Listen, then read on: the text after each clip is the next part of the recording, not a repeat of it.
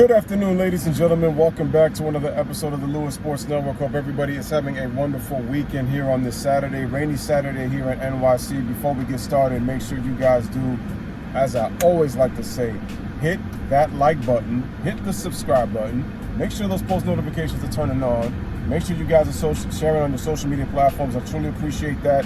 Always want to thank you guys for always taking the time and opportunity to always liking, sharing, subscribing to the channel if you're new, and commenting on any of the videos that I present, man. Peace and blessings, much love to y'all, man. I love and appreciate y'all as always. Without you guys, there is no me. On to the video. So today's topic, what I wanted to talk about was really more so about the three-point contest that Michael Jordan participated in the 89-90 season when he was a member of the Chicago Bulls at the time. And basically what I was trying to say is that we know that Jordan wasn't the greatest three-point shooter in history. We know that he wasn't that good of a three-point shooter, like overall.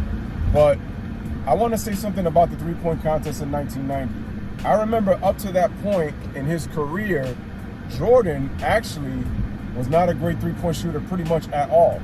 But going into that 89-90 season prior to the All-Star break, Jordan was actually shooting a pretty damn good percentage. I think entering that, he was just below 40% entering the contest. Now we know that the three-point shot was not really prevalent in terms of shot attempts and volume in the 80s and 90s, really up until, this modern NBA.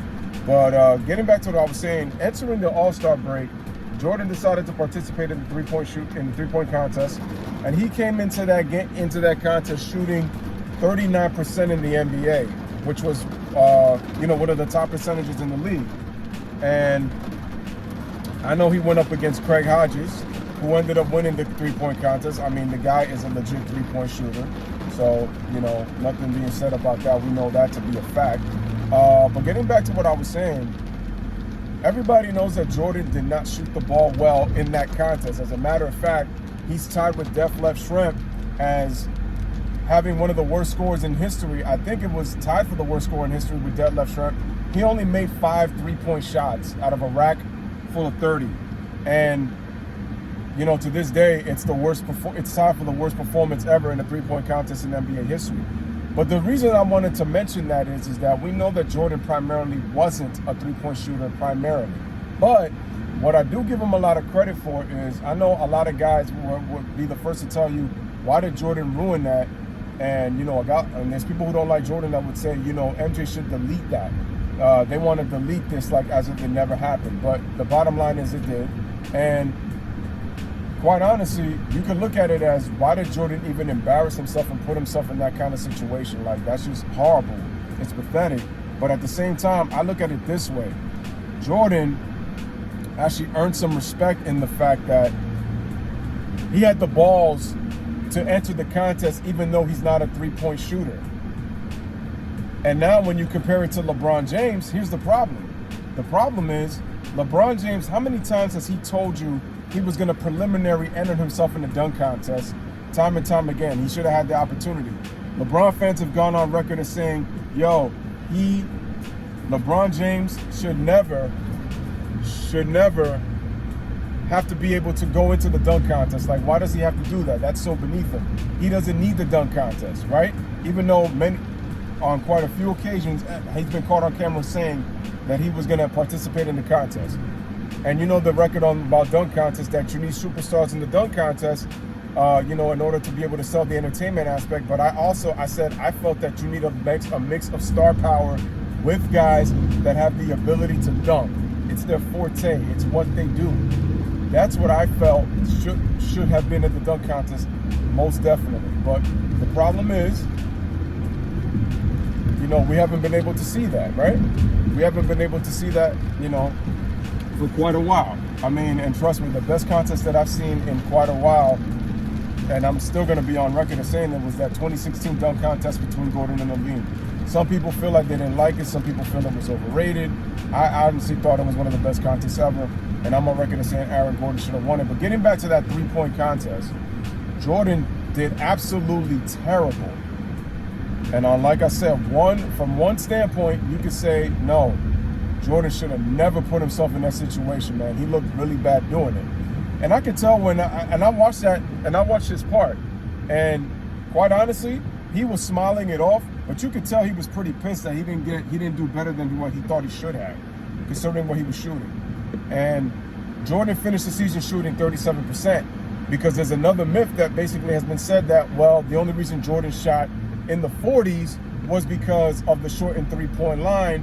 And I don't know if it was the 95-96 or 96-97 season that they shortened the three-point line. The reason that the NBA did it was because since scoring was down, they thought by lowering the three-point line, shortening the distance, that it would create more scoring opportunities and it would be a lot better when it comes to offensive prowess. But the bad side to it was it created less spacing, so they had to move the three-point line back up. But for those of you that don't know, Jordan actually had a season where he shot, 37% from the three-point line. And I think the very next year he shot 35%.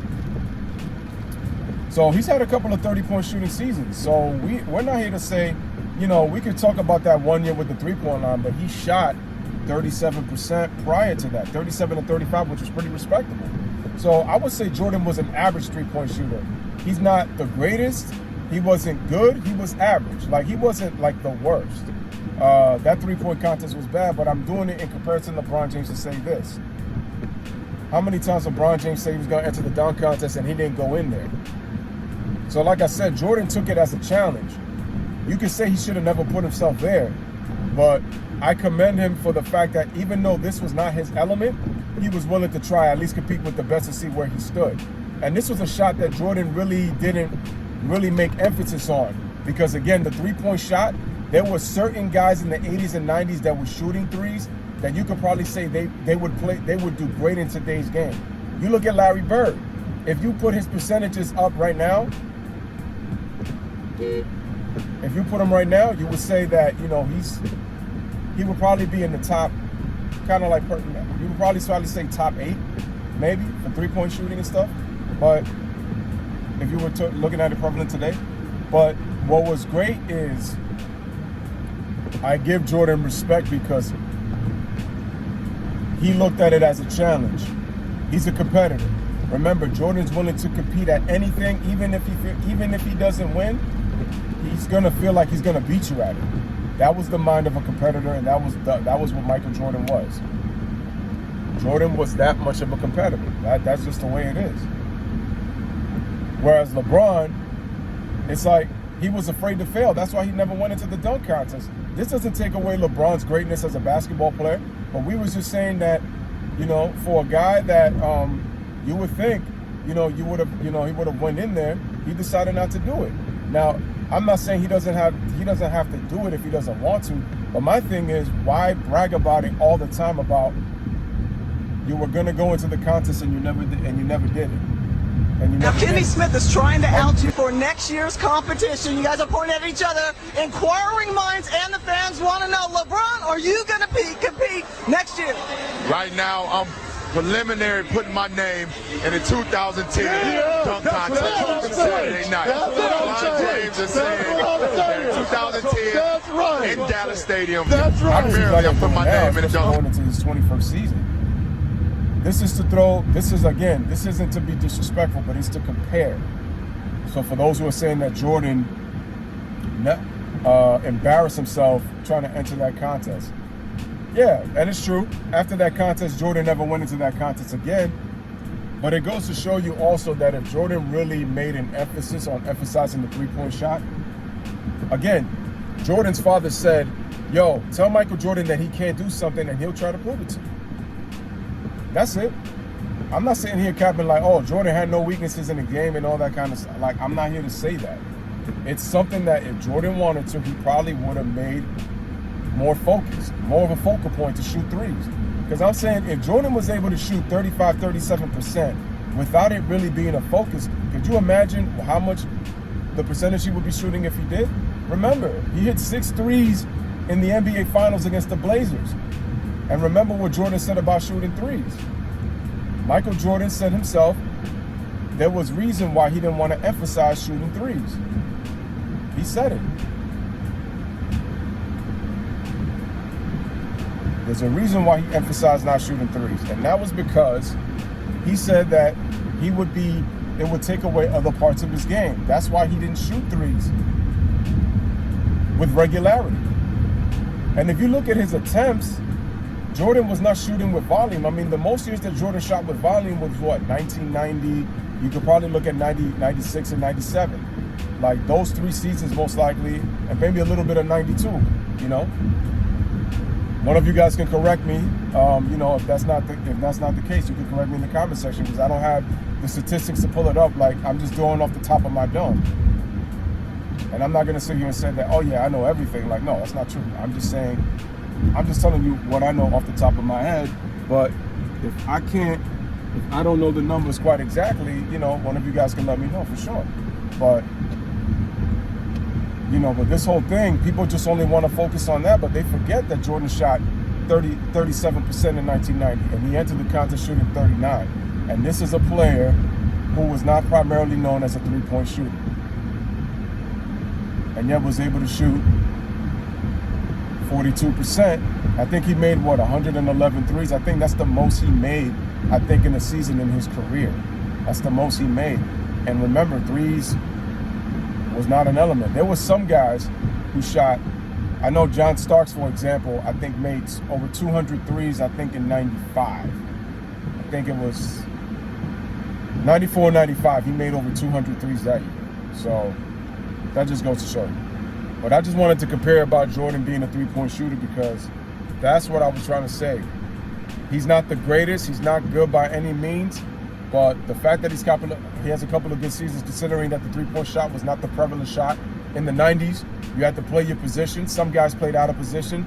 Some of that positionless basketball, some of that stretch 4, stretch 5 that you see prevalent today, some of the prototypes that you would see in the 80s and 90s.